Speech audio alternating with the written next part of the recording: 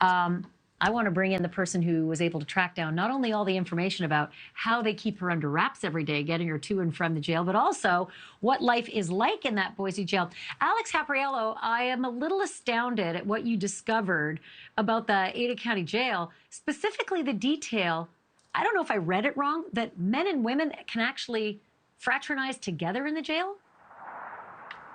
Yeah, that's right. And we're going to show you pictures here shortly from actually inside of the jail. You see the men in one color jumpsuit, the women in a different color jumpsuit, but they definitely have activities where they're rubbing shoulders with each other. We see them in counseling sessions, sometimes in pods where they're doing things like knitting classes. But really, this is what's called dorm style, the Ada County Jail, where sometimes upwards of as many as 90 inmates are all in the same area, doing the same sort of things. But what we found out, Ashleigh, is that's not the case here for Lori Vallow. She's what's considered a high-profile inmate, and actually this sheriff's department has some experience in the past with other high-profile inmates, but I would venture to guess that Lori Vallow might be the tippity top, because what we're hearing is that they're really pulling out all the stops to make sure that her transportation from the jail right here behind me to the courthouse about 5 miles away is completely secretive, is completely discreet. No one can see her get in her transport van. No one can see her get out inside the courtroom. This is all the information I dug in today from my sources at the courthouse and right here at the jail. Take a look. We have been talking to people both inside the courtroom as well as people here inside the Ada County Jail to understand how prisoner transport works. She is what's considered a high-profile inmate, and so there's a lot of attention surrounding her case.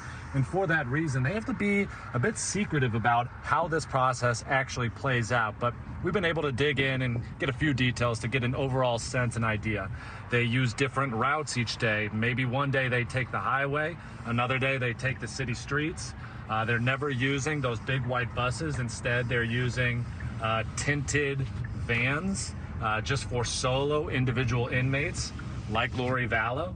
Okay, so now we're heading east on Interstate 184, heading towards downtown Boise where the Ada County Courthouse is. If you take a look here, coming up here on the right, we're going to get a really good look at the Ada County Jail. Again, this is where she's transported each night after the court proceedings. You can see the barbed wire fences. This is a pod and dorm style jail, meaning that at least, dozens of inmates are all sharing the same pod together, eating together, sleeping together. But that's not the case for Lori Vallow. We know that since she is a high-profile inmate, she is being completely isolated from everybody else. She has zero contact with any other inmate. The only people that she's speaking to on a regular basis are the deputies who are feeding her, making sure she's taken care of, and then the deputies that are actually transporting her each and every day from the jail to the courthouse. But again, every single day, they're switching up the route because they don't want people following Lori Vallow. They don't want people to try to get a glimpse of her coming in and out of the jail.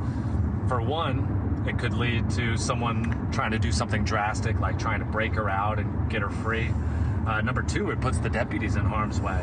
All right, now we're in downtown Boise. If you look up ahead there, you can actually see the Ada County Courthouse. That's the main entrance where people would be going in and out to actually go and sit in on the court proceedings. But obviously, they're not going to shuffle Lori Vallow through that main door. It's just way too many people, way too many spectators, people that could yell at her, do something drastic. And so they take this side entrance here, which I just turned on. You're going to see these signs that say government vehicles, operational vehicles only, restricted area. So this is as far as we can take you, but we're just going to point our camera down there so you could see for yourself. The prisoner transport van would go past these barriers, down this driveway, and into that underground garage. And that's where they're going to have a safe space to take Lori out of the vehicle and bring her up her own personal elevator up into the courtroom 400, where the proceedings are going. We're still working to try to get a glimpse of her, either getting inside of the vehicle or getting outside of the vehicle so we can actually see what that process looks like. But at least this gives you a glimpse of how it all unfolds and those 10 to 15 minutes it takes to get Lori Vallow from one jail to the courthouse. And really, prisoner transport is a major operation for the sheriff's department here. They have 50 assigned deputies who that's their only job, is literally shuffling inmates back and forth, not only to the courthouse, but also to their doctor's appointments or to the various prison and jail systems here in Idaho. But it's clear that Lori Vallow has the very best of the best, doing whatever they can to make sure that her route is discreet. I just want to repeat something I said there at the beginning. They take a different route each and every day that there's a court proceeding. So even if we found out what way they went, say, tomorrow, on Wednesday, they could have a completely different way. There's half a dozen different ways to get to the courthouse. So they're constantly mixing it up, all to keep Lori Vallow protected as much as possible. Thank you for watching. Go to newsnationnow.com to find NewsNation on your television provider. And don't forget to click the red subscribe button below to get more of NewsNation's fact-driven, unbiased coverage.